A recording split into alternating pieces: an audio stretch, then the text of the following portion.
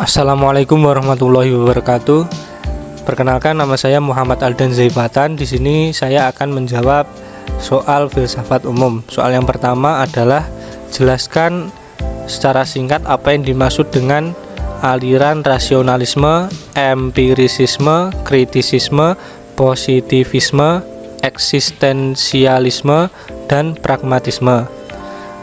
Yang pertama, aliran rasionalisme adalah aliran filsafat yang berpandangan bahwa akal adalah sumber dari pengetahuan. Yang kedua, empirisisme adalah kebalikan dari aliran rasionalisme, yang berarti aliran filsafat yang berpandangan bahwa sumber pengetahuan adalah pengalaman. Yang ketiga, kritisisme merupakan teori yang dihasilkan dari sistensis antara rasionalisme dan empirisisme. Aliran ini berpendapat bahwa kebenaran itu tidak perlu diuji, sebab sudah memiliki batasan-batasan tersendiri antara rasionalisme dan empirisisme. Terus kemudian positivisme. Positivisme adalah aliran yang menyatakan bahwa pengetahuan yang benar hanya berasal dari ilmu alam dan tidak berkait dengan metafisika. Terus eksistensialisme adalah aliran filsafat yang menunjukkan interpretasi atas eksistensi keberadaan manusia dalam wujud konkret dan problematikanya. Yang terakhir, pragmatisme adalah aliran filsafat yang mengajarkan bahwa kebenaran dari segala sesuatu berdasarkan kepada manfaat yang diberikannya.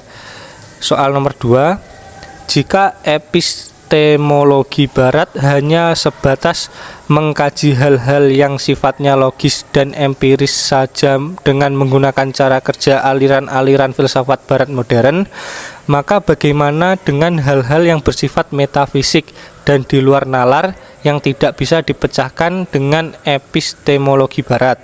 Sementara dalam agama, terutama Islam, banyak hal-hal yang bersifat metafisik dan dikaji.